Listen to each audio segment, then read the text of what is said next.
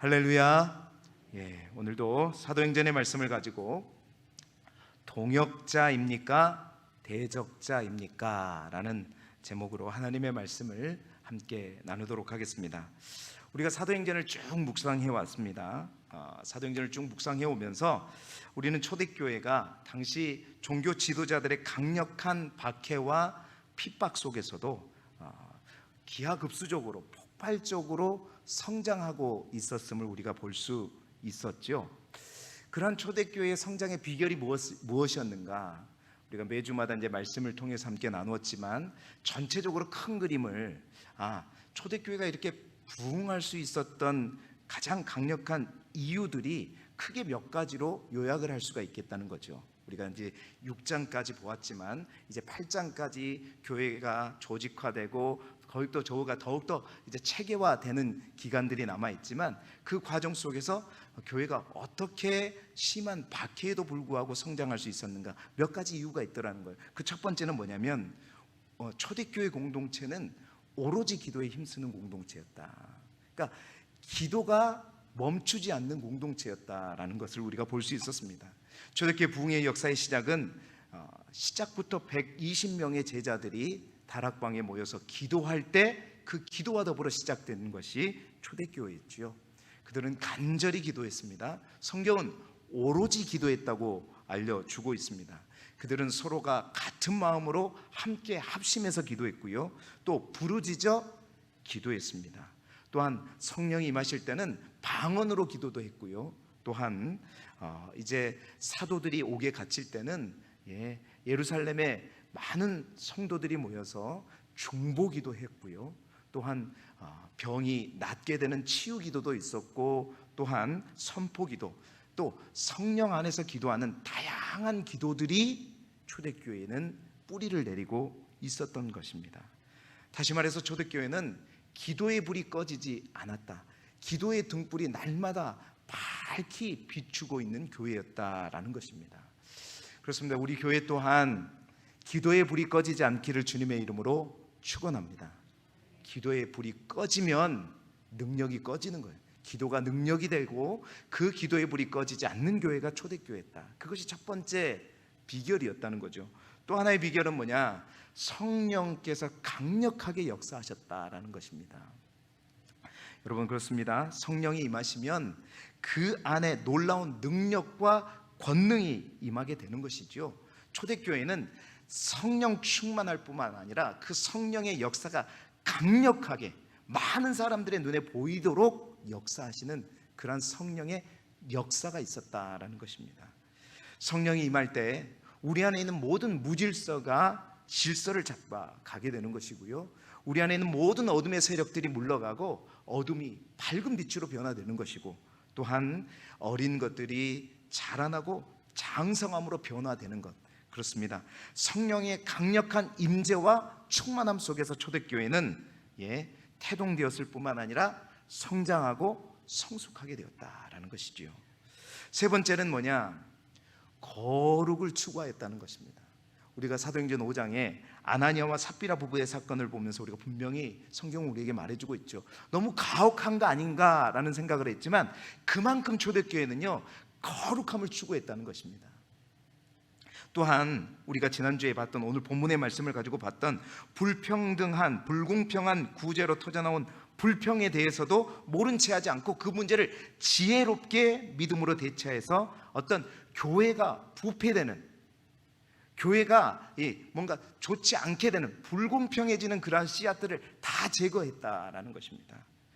다시 말해서 그리스도의 몸인 교회가 부패하는 것을 막았고, 교회의 순수함을, 거룩함을 지키기 위해서 선택하는 그러한 교회가 초대교회였다. 그것이 바탕이 되었다는 것입니다. 그렇습니다. 거짓과 불평과 불의가 가득한 교회는 결코 하나님이 역사할 수가 없습니다. 거룩한 그릇, 깨끗한 그릇이 되었기에 그 그릇에 하나님의 성령이 임하시고 역사했던 것이죠. 네 번째로는 그렇습니다. 강력한 말씀의 선포가 있었죠. 여러분, 굽힘이 없는 베드로의 설교, 베드로는 오순절 날에도 설교했지만 우리가 지금까지 베드로의 3편의 설교를 보았습니다. 산헤드린 공의회 앞에서 베드로는 많은 사람들의 위협에도 불구하고 당당하게 하나님의 말씀과 예수님께서 우리의 주가 되시고 그리스도가 되시고 또한 우리의 주인이 되심을 강력하게 선포했었죠. 뿐만이 아닙니다. 오늘 우리가 이제 다음 시간에 함께 나누게 될 스데마데 설교도 마찬가지죠. 돌덩이처럼 차가운 반응 속에서도 정말 불같은 마음으로 하나님의 복음을, 구약의 역사를 쫙 정리하면서 주의 말씀을 선포했잖아요. 화산처럼 뜨겁게 선포된 스데반의 설교까지 성경은 그들의 열정을 일컬어서 사도행전 5장 42절에 이렇게 요약하고 있죠. 한번 읽어볼까요? 시작. 그들이 날마다 성전에 있든지 집에 있든지 예수는 그리스도라고 가르치기와 전도하기를 그치지 아니하였다. 하나님의 말씀을 가르치고 전도하는 것을 그치지 아니하였다라고 성경은 기록하고 있습니다. 그렇습니다. 하나님의 말씀은 교회를 세워가는 것입니다. 하나님의 말씀은 많은 무리들을 성도들로 자라게 하는 것이고 그 성도들이 이제 제자들로 성장할 수 있게끔 만들어주는 게 주의 거룩한 말씀입니다. 그래서 오늘 우리가 읽었던 본문 사도행전 6장 7절에도 뭐라고 말씀하고 있죠? 같이 다시 한번 읽어볼까요? 시작. 하나님의 말씀이 점점 왕성하여 예루살렘에 있는 제자의 수가 더 심히 많아지고 허다한 제사장의 무리도 이 도에 복종하니라. 아멘. 하나님의 말씀이 점점 더 왕성해지니까 교회가 더욱더 부흥하게 되었다고. 예루살렘에 있는 제자의 수가 더 심히 많아졌다고 말하고 있는 것입니다. 그렇습니다. 하나님의 말씀이 교회를 부흥케 한다는 것이죠. 그리고 마지막 또 한 가지가 뭘까? 그것이 바로 오늘 이 저녁에 제가 여러분들과 함께 나누고자 하는 또 하나의 이유이죠. 그것이 뭐냐? 바로 아름다운 동역이 있었기 때문입니다. 동역이 바로 교회 성장의 비결이라는 것입니다. 초대교회는 어느 한 사람의 독단적이고 독선적인 어떤 일 중심으로, 그 사람의 행위를 중심으로 부흥하지 않았다는 거예요. 자 보세요. 7 집사가 세워졌잖아요. 7 집사가 세워지자 교회는 더욱 능력을 발휘하게 되었습니다. 그들의 섬김을 통해서 사도들은 자신들의 부르심에 더욱 집중할 수 있게 되었죠. 그 결과 하나님의 말씀이 더욱더 왕성해지면서 우리가 방금 읽었던 6장 7절의 말씀처럼 믿는 사람이 더욱더 많아지게 된 것입니다. 왜요?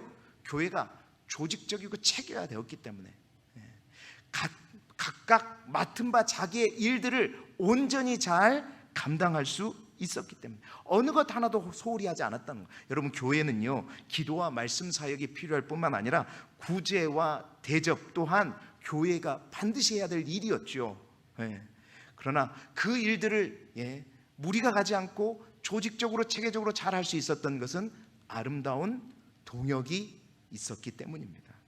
그렇습니다. 동역자라고 하는 것은 하나님의 나라와 진리를 위해 함께 수고하는 자들이 바로 동역자들이지요.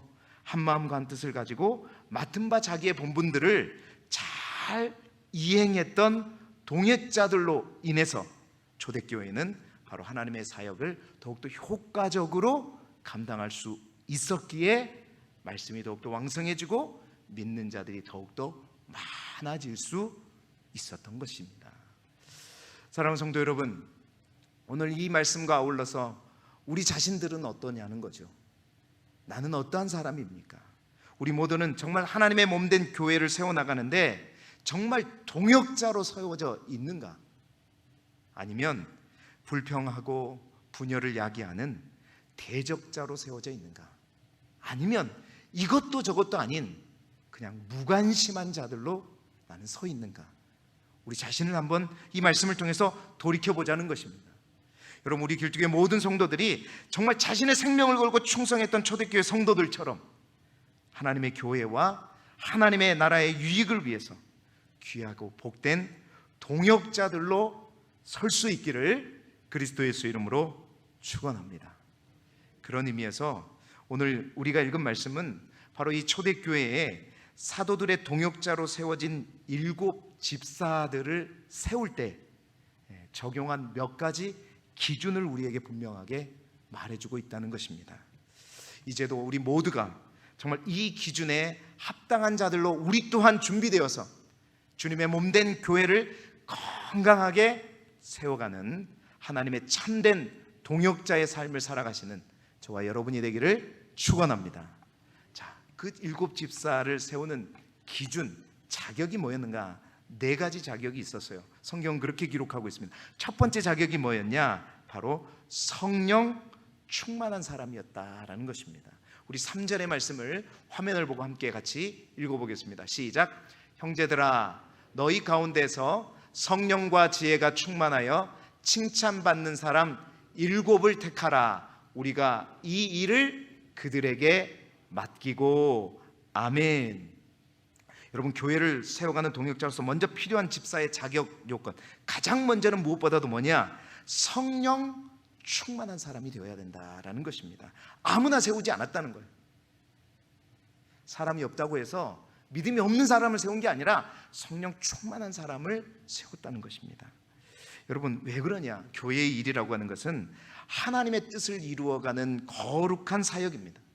교회의 일은 자신의 생각이나 자신의 뜻을 간철시켜가지고 자신의 명령이나 자신의 영향력을 과시하는 곳이 교회가 아니라는 것입니다. 여러분, 그러므로 교회는요, 하나님의 뜻을 잘 깨닫고 하나님의 뜻을 파악하고 그 뜻을 이루는 자만이 하나님의 신실한 직분자요 동역자가 될 수 있는 것이죠. 많은 교회들이 정말 어떤 한 분, 그분의 영향력, 그분의 뜻대로, 그분의 방향대로 교회가 열심히 되어져 가는 것 같지만, 여러분, 그것은 교회가 건강한 교회로 가고 있는 것이 아니라 그것은 인간의 뜻, 사람의 뜻으로 가고 있다는 거예요. 무엇보다도 중요한 것은 교회는 하나님의 뜻을 이루어가는 것이기 때문에 그 하나님의 뜻, 여러분, 그 하나님의 뜻을, 그 하나님의 생각을 누가 가장 잘 알죠? 누가 가장 잘 알아요? 목사가 잘 합니까? 아니요. 하나님의 영 외에는 알 수가 없는 것입니다. 하나님의 뜻을 가장 잘 아는 것은 하나님의 성령입니다. 그래서 우리가 정말 하나님의 뜻대로 교회의 이 일들을, 사역을 감당하기 위해서는 우리가 성령 충만해야 되는 가장 큰 이유가 바로 하나님의 그 뜻을 알기 위해서라는 거죠. 성령 충만한 자만이 나의 뜻이 아니라 하나님의 뜻을 펼쳐갈 수 있고 그 하나님의 뜻을 알 수 있는 자인 줄 믿습니다. 우리 교회가 정말로 성령 충만한 교회가 되기를 소망하고, 정말 성령 충만을 사모하고 성령을 사모하는 우리 길두교회가 되기를 축원합니다. 성령 충만하다는 것은 구약의 표현대로 하면 하나님의 신에 감동된 자를 의미하는 것입니다. 여러분, 요셉과 같은 자죠. 다니엘과 같은 자입니다. 하나님의 신에 감동된 자. 이 말은 그 말이에요. 내 생각이나 내 의지로 말하거나 행동하지 않고 성령께서 지시하는 대로 말하고 행동하는 사람을 의미하는 것입니다. 우리 모두가 성령 충만하고 성령을 사모하는 저와 여러분이 되기를 바랍니다. 교회의 직분자들은 성령 충만해야 합니다. 성령은 사모하는 사람들이 세워져야 합니다. 그래야 교회가 하나님의 뜻에 따라 움직이고 그 하나님의 뜻을 이루어가는 교회가 되는 것입니다. 그렇다면 성령 충만한 사람을 우리가 어떻게 구분할까요? 여러분, 우리가 어떻게 구분할 수 있을까요? 완전하지는 않더라도 우리가 성령 충만한 것은, 그 성령 충만함을 구분할 수 있는 것은 그 사람이 어떠한 열매를 맺고 살아가느냐, 그것을 통해서 우리는 알 수 있다고 성경은 말하고 있습니다. 우리 예수님께서도 말씀하시죠. 그 열매를 보아서 그 나무를 안다고 말씀하셨습니다. 마태복음 12장 33절에 보면 나무도 좋고 열매도 좋다 하든지 나무도 좋지 않고 열매도 좋지 않다 하든지 하라. 그 열매로 뭘 한다고요? 나무를 아느니라. 그렇습니다. 그 열매로 나무를 안다라고 말씀하셨습니다. 좋은 나무에서는 나쁜 열매가 날 리가 없고 나쁜 나무에서 좋은 열매를 맺을 리가 없기 때문이라는 것이죠. 사랑하는 성도 여러분, 정말로 좋은 나무가 되어서 좋은 열매를 맺을 수 있는 저와 여러분이 되기를 소망합니다. 사랑하는 성도 여러분, 성령 충만해야 주의 일을 온전히 감당할 수 있습니다.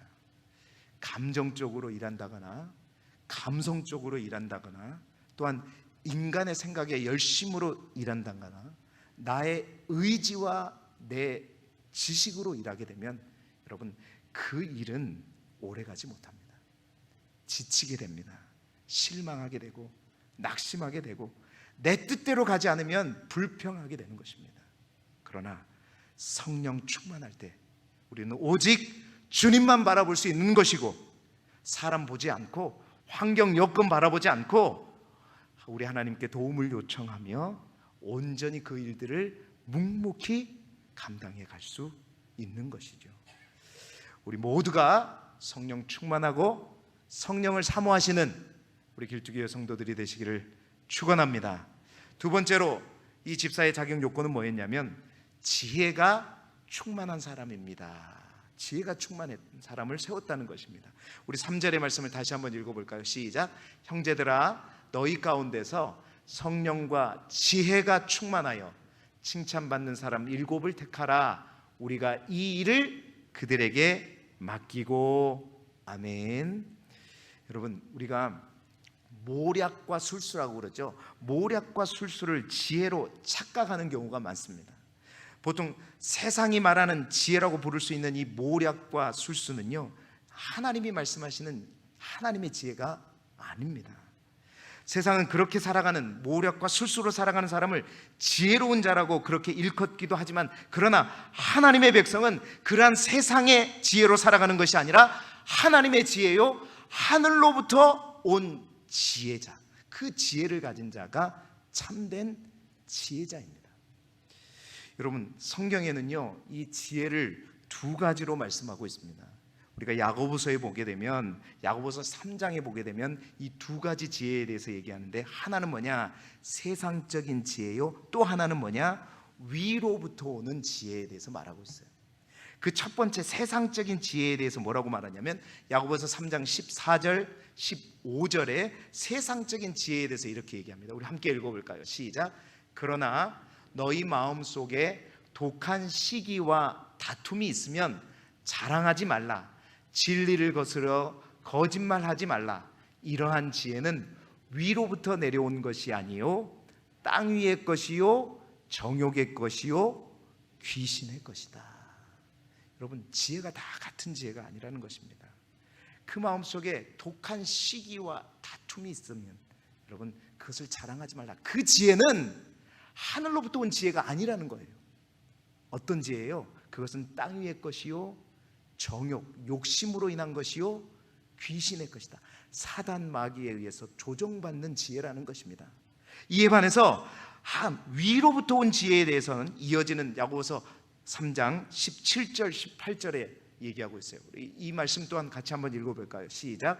오직 위로부터 난 지혜는 첫째 성결하고 다음에 화평하고 관용하고 양순하며 긍휼과 선한 열매가 가득하고 편견과 거짓이 없나니 화평하게 하는 자들은 화평으로 심어 의의 열매를 거두니라. 아멘. 그렇습니다 여러분. 참된 지혜는요, 위로부터 난 지혜는요 성결하답니다. 화평하답니다. 관용하고 양순하고 긍휼과 선한 열매가 가득하고 편견과 거짓이 없다고 합니다. 왜요? 그 지혜가 하나님으로부터 오기 때문입니다. 그래서 잠언 기자는 그렇잖아요. 그 여호와를 경외하는 것이 지혜의 근본이다. 하나님으로부터 출발하는 지혜는 반드시 그렇다는 것입니다. 여러분 우리 스스로를 한번 둘러보시기 바랍니다. 내가 자꾸 말로 다른 사람에게 상처를 주고 내가 하는 말과 행동이 공동체를 분란과 어려움에 빠뜨리고 있다면 과연 나는 어떠한 지혜를 가지고 말하고 있는 것인가? 내 자신을 한번 여러분 점검해 보시기 바랍니다. 내가 속한 구역에도 마찬가지고요, 내가 속한 여전도의 남선교회도 마찬가지입니다. 내가 속한 아동부, 유치부, 중고등부 마찬가지입니다. 어디에서든지 내가 하는 말이 다른 사람에게 상처를 주고 또 나의 말과 행동이 공동체에 끊임없이 분란과 불평을 야기하고 있다면 여러분 나의 그 지혜는 어디로부터 온 지혜를 가지고 내가 말하고 있는가? 자기의 생각에 따라 자기가 옳다고 목소리를 높여 주장하면서 항상 자기의 생각에 따라주지 않으면 다 어리석은 것으로 매도해버리고 자신의 뜻을 굽히지 않고 반대하는 자들을 대적한다면, 여러분, 그것은 진정한 하나님의 교회를 세워가는 동역자들의 지혜가 아니라 대적자들의 지혜인 것입니다. 그렇습니다. 스스로가 자신을 지혜롭다고 여기기에 그렇게 행동하는 것이겠지만, 성경은 그러한 자들을 지혜롭다 하지 않고 오히려 미련한 자들이라 말씀하고 있는 것이지요. 사랑하는 성도 여러분, 참된 지혜는 온유합니다. 참된 지혜는 화평을 이루어 간답니다. 또한 참된 지혜는 양순이라 그랬죠. 친절하다고, 친절한 것입니다. 그리고 참된 지혜는 결국 모든 이들을 배려하고 화평의 열매를 맺어가는 것입니다. 하나님이 주신 지혜를 가지고 말하는 저와 여러분이 되기를 바라고, 세상 지혜를 멀리하고 하나님의 지혜로 의의 열매, 화평의 열매, 아름다운 열매를 우리 길주교회 가운데 맺어가는 우리 모든 공동체가 되시기를 그리스도 예수 이름으로 축원합니다. 세 번째로, 집사의 자격 조건 세 번째가 뭐냐면 믿음이 충만한 사람이었다라는 것입니다. 우리 5절의 말씀을 화면을 보면서 같이 또 읽어볼까요? 시작. 온 무리가 이 말을 기뻐하여 믿음과 성령이 충만한 사람 스데반과 또 빌립과 브로고로와 니가노르와 디몬과 바메나와 유대교에 입교했던 안디옥 사람 니골라를 택하여. 아멘. 여러분, 그렇습니다. 주의 일은, 주님의 일은 세상의 일과 달리 무엇으로 하는 것이냐? 믿음으로 하는 것입니다. 믿음으로 하는 것이다. 여러분, 히브리서 11장 6절에 하나님 말씀하시죠. 믿음이 없이는 하나님을 기쁘시게 못하나니 하나님께 나아가는 자는 반드시 뭐라 그랬어요? 그가 계신 것과 또한 그가 자기를 찾는 자들에게 상 주시는 이심을 어떻게 해야 돼요? 믿어야 할지. 믿음으로 나아가는 것이고 믿음으로 주의 일들을 감당하는 것입니다. 여러분, 하나님께서는 믿음의 사람들을 통해서 오늘도 하나님의 거룩한 일들을 이루어 가시는 것입니다. 그래서 하나님의 일꾼들은, 하나님의 동역자는 믿음이 충만해야 하고 뿐만 아니라 믿음을 사용할 줄 알아야 된다. 오늘 새벽에 아마 함께 예배 드리신 분들은 그 말씀을 전했는데요, 믿음이 있는 것과 여러분 믿음을 사용하는 것은 다른 것입니다. 믿음이 있는 것과 그 믿음을 사용할 줄 아는 것은 다른 것이죠. 오늘 새벽 본문이 그거였어요. 예수님께서 제자들과 함께 복음 전파 사역을 마치고 이제 갈릴리 호수를 지날 때였습니다. 예수님이 밤낮으로 많은 병자들을 고치고 가르치다 보니까 너무 피곤하셔서 배에서 잠이 드셨잖아요. 잠이 드셨는데 막 광풍이, 큰 풍랑이 일어났습니다. 제자들이 목선을 타고 가면서 배에 물이 계속 들어오자 바가지로 막 퍼냈겠죠. 근데 퍼내도 안 되니까 결국 어떻게 하세요? 두렵고 떨리는 마음으로 예수님을 깨우게 됐죠. 예수님, 우리가 죽게 되었습니다. 저희를 구해 주시옵소서. 그러자 예수님께서 어떻게 해서 일어나셔서 바다와 바람을 꾸짖으시면서 뭐라고? 잠잠하라 선포하셨죠. 그러니까 모든 호수가 어떻게 해요? 잠잠하게 되더라. 여러분, 그 누가복음 말씀은 그렇게 끝나지 않습니다. 예수님이 그렇게 잠잠하게 하신 후에, 그리고 나서 주님이 제자들에게 물었죠. 특별히 누가복음은 그 주님의 물음을 다른 복음서와 달리 표현하고 있었다는 거예요. 다른 복음서, 마태복음에는 너희들의 믿음이 작냐, 또 너희들의 믿음이 있느냐, 마태복음, 마가복음엔 믿음이 작고 믿음이 있느냐 이렇게 표현했는데 누가복음은 뭐라고 했냐면 너희 믿음이 어디에 있느냐. 여러분, 예수님은 항상 병을 고칠 때 너희에게 믿음이 있느냐? 믿음대로 될지어다. 믿음의 유무를 파악하셨죠. 그런데 누가복음 기자는 분명하게 예수님이 이렇게 말했다는 거예요. 너희 믿음이 어디에 있느냐, 너희 믿음이 어디에 있느냐. 그 어디를 말하는 것은 믿음의 유무를 말하는 것이 아니라, 믿음이 있는데 그 믿음을 왜 지금 사용하지 않고 어디에 처박아 두고 있냐, 그 말을 하는 거예요. 믿음의 유무가 아니라 믿음의 사용의 유무에 대해서 말씀하고 있는 거예요. 왜 믿음을 사용하지 않느냐? 내가 너와 함께하고 있지 않느냐? 내가 너희들의 배에 같이 타고 있지 않느냐? 왜 나를 깨우지 않았느냐? 왜 그 믿음을 이용하지 않느냐? 왜 너희들이 하려고 하느냐? 왜 너희들의 힘과 능력으로 그것들을 해결하려고 하느냐?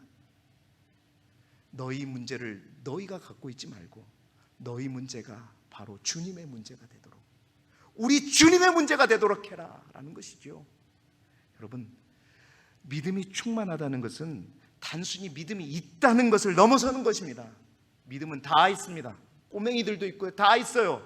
그러나 그 믿음을 사용하는 것은 아무나 하지 못합니다. 특별히 그 믿음은 언제 드러나느냐? 우리가 이 제자들처럼 풍랑을 만났을 때, 인생에 우리가 감당할 수 없는 풍랑을 만났을 때 그 믿음의 현주소는 드러나게 되는 것입니다. 그 믿음이 저 건너편 구석 창고에 있는지, 내 마음 중심에서 불타오르고 있는지, 그 믿음은 우리가 내 앞에 닥친 어려움과 풍랑을 만났을 때 주소가 밝혀지는 거예요. 예수님은 그 믿음을 찾고 계시는 것입니다. 너희가 나를 믿었기에 나를 받아들였고, 너희가 그것을 나를 믿었기에 영생을 선물로 받았는데, 그 믿음을 어디에다 모셔두고 지금 이때 그 믿음을 사용하지 않고 있느냐? 믿음을 있는 것으로 그치는 것이 아니라 날마다 때마다 그 믿음을 사용하는 저와 여러분이 되시길 주님의 이름으로 축원합니다. 히브리서 11장에 나온 믿음의 선지들, 아벨, 노아, 아브라함, 사라, 이삭, 야곱, 모세, 기생, 라합까지도, 기드온, 삼손, 다윗, 사무엘 등등 모든 신앙의 선진들은 믿음으로요, 그냥 주여 믿습니다 라고 그냥 말로만 고백하지 않았어요. 그 믿음이 나라를 이기기도 했고, 그 믿음을 가지고 의를 행하였고, 그 믿음을 가지고 약속을 받았고, 그 믿음을 가지고 사자들의 입을 막기도 했었고, 그 믿음을 가지고 불의의 세력을 멸하기도 했고, 그 믿음을 가지고 칼을 피했고, 또한 그 믿음을 가지고 그들의 연약함을 강하게 만들었죠.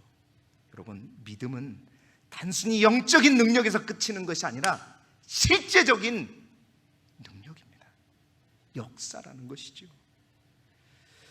하나님께서 사랑하는 우리 길쭉의 모든 성도들에게 그 믿음을 충만하게 해주시기를 소망합니다. 그 믿음을 사용해란 말이죠.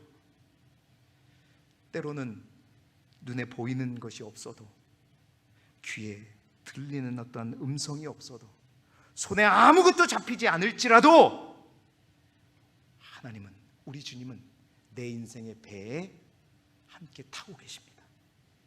그 주님을 깨우시기를 바라고, 그 믿음을 사용해서 믿음 충만한 자로 준비되어서 초대교회 7 집사처럼 하나님 앞에 쓰임받고 몸된 교회를 왕성한 교회로 세워가는 저와 여러분이 되시기를 주님의 이름으로 축원합니다. 마지막 4번째 자격이 뭐냐? 굉장히 중요한 또 하나의 자격이 있었어요. 그건 뭐냐? 칭찬을 듣는 사람입니다. 칭찬을 듣는 사람입니다. 우리 3절의 말씀 다시 한번 읽어볼까요? 시작. 형제들아, 너희 가운데서 성령과 지혜가 충만하여 칭찬받는 사람 7을 택하라. 우리가 이 일을 그들에게 맡기고. 아멘. 여러분, 성령이 충만하고 위로부터 오는 지혜를 받아서 믿음으로 일하는 사람은 그렇습니다. 대개라고 그랬습니다. 모두가 아니에요. 대개 좋은 평판과 칭찬을 듣습니다. 그런데요, 일부 가운데는 그렇지 않는 사람들도 있어요. 성령 충만합니다. 기도도 열심히 해요. 하나님의 지혜를 가지고, 말씀을 많이 알고 그 지혜를 가지고 믿음으로 일하는데 독단적인 사람도 있을 수 있습니다. 여러분, 칭찬받는 이 네 번째 조건이라는 것은 뭘 의미하는지 아세요? 이것은 다름이 아니라 바로 인격을 말하는 것입니다. 우리의 성품을 말하는 것입니다. 그리스도의 은혜를 받았다고 해서 성품이 다 좋아지는 게 아니에요, 여러분. 끊임없이 훈련되어져야 되는 것입니다. 깎일 때 우리가 예수 그리스도의 성품을 닮아가는 거예요. 내가 은혜 받았다고 해서 내 성품이 좋아지냐? 천만에 만만에 절대 그러지 않습니다. 기질은 쉽게 받들이지 않아요. 충만하게 매일같이 하나님 앞에 기도하고 겸손하게 하나님 앞에 무릎 꿇고 주님을 닮아가자 고 노력하고 할 때 나의 모난 것이 깎여지면서 조금씩 성화되어져 가는 거고 닮아가는 거예요. 여러분, 한 번 은혜 받으면 모든 것이 다 변한다? 절대 그렇지 않습니다. 착각하지 말아야 됩니다. 칭찬받는 사람들은 성품이 되는 사람입니다. 이 칭찬은 교회 안에서뿐만 아니라 세상 사람들에게도 칭찬받게 되어 있는 것입니다. 이 사람들은 어떤 사람을 세웠느냐? 그렇습니다. 성령 충만하고 위로부터 오는 지혜를 받아서 믿음으로 일함과 동시에 많은 사람들로부터 욕 얻어먹는 사람이 아니었습니다. 저 사람 안 돼. 교회 다니면서 저렇게 다니려면 나 교회 안 다닐래. 저 사람 교회 난 안 다닐래. 그런 사람 아니었단 말이에요. 칭찬받는 사람이었습니다. 예, 그렇습니다. 좋은 인간성을 가지고 다른 사람에게 손가락질 받지 않는 사람. 저 또한 우리 모든 성도들에게 손가락질 받지 않는 목회자가 되기를 소망합니다. 모난 곳이 저도 참 많아요. 우리 자신을 둘러볼 수 있기를 소망합니다. 그러나 깎여집니다. 하나님께서 깎아주십니다. 끊임없이 우리 자신을 겸손하게 하나님 앞에 나아갈 때만이 가능한 거예요. 은혜 받을 수 있습니다. 그러나 은혜 받았다고 해서 모난 곳이 깎이지는 않아요. 회개하고 돌이키고 고백하고 나아갈 때 하나님께서 만져주시면 고래 심줄과도 같은 그 내 무릎이 하나님 앞에 꿇어지는 것이고 눈물이 쏟아지는 것입니다. 그러면서 조금씩 변화되어가는 거예요. 똑같이 변화되는 그렇게 연약하고 하나님 앞에 만들어져 가고 또 성품을 닮아가는 자들 어떻게 사는 사람을 함부로 할 수가 있겠습니까? 사랑하는 성도 여러분, 특별히 우리 중직자들 칭찬받는 사람이 되어야 될 줄 믿습니다. 중직자들이라 하면 교회에서 영적인 리더자들이에요. 저를 비롯한 우리 당회원들을 비롯한 장로님들을 비롯한 우리 권사님 항존 직분자들. 예, 왜냐? 그들은 성도들을 영적으로 잘 인도해야 될 뿐만 아니라 더 많은 사람들을 좋은 데로 인도해야 될 사람들이기 때문이죠. 우리 하나님 앞에 기도합시다.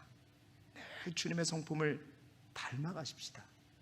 주님의 온유함과 주님의 그 사랑 날마다 닮아감으로 말미암아 교회에서뿐만 아니라 세상에 믿지 않는 사람들에게도 칭찬받는, 정말 내가 교회 다닌다면 우리 권사님, 저 권사님 다니는 교회 다니고 싶다. 왜? 저렇게 세상 법도 없이 살아가는 웃는 자들은 그대로 될 줄 믿습니다. 그런 칭찬받는 사람들이 많아지는 우리 길주교회가 되기를 소망합니다. 이제 말씀을 마무리하겠는데요, 그림을 하나 보여주시죠. 독일의 한 수도원에 꼭 이 그림은 아닐 것입니다. 서로 organi어있는 두 마리의 사슴뿔을 전시해 놓았다고 합니다. 그 수도에 딱 입구에 이 이제 그 뿔, 그 두 마리의 사슴의 뿔이 완전히 저것처럼 엉켜 있는 사슴뿔을 전시해 놓았다고 해요. 왜 그런가? 이 사슴들이 자기의 영역 싸움을 하다가 뿔이 서로 얽혀서 결국은 어떻게 되냐? 둘 다 이러지도 못하고 저러지도 못하고 아무것도 먹지 못하고 다 어떻게 됐어요? 죽은 사슴들의 뿔이었던 거예요. 수도원에서는 이것을 통해서 정말 우리가 어떻게 동역자로서 교회를 이끌어가고 세워가야 되겠는가 가르쳤다고 합니다. 사랑하는 성도 여러분, 결코 이 그림이 우리 교회 안에 보여지지 않기를 주님의 이름으로 축복합니다. 어떠한 경우에라도 이렇게 되면 다 죽는 것입니다. 교회가 다 죽어가는 것입니다.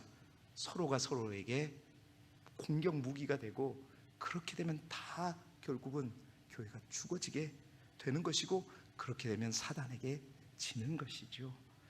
여러분, 우리 모두는 자기 영역을 차지하기 위해 싸우는 대적자가 아니라 예수 공동체는 바로 서로 협력하는 동역자입니다. 좋은 동역자는 그렇습니다.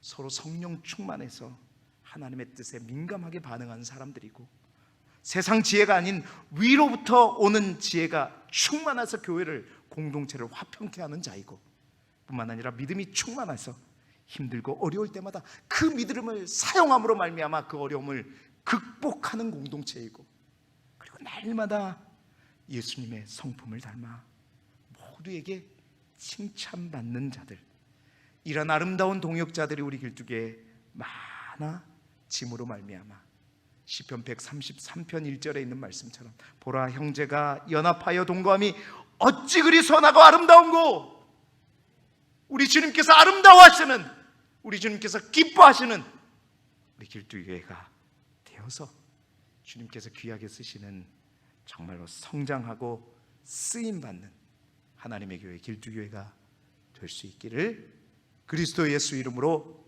축원합니다.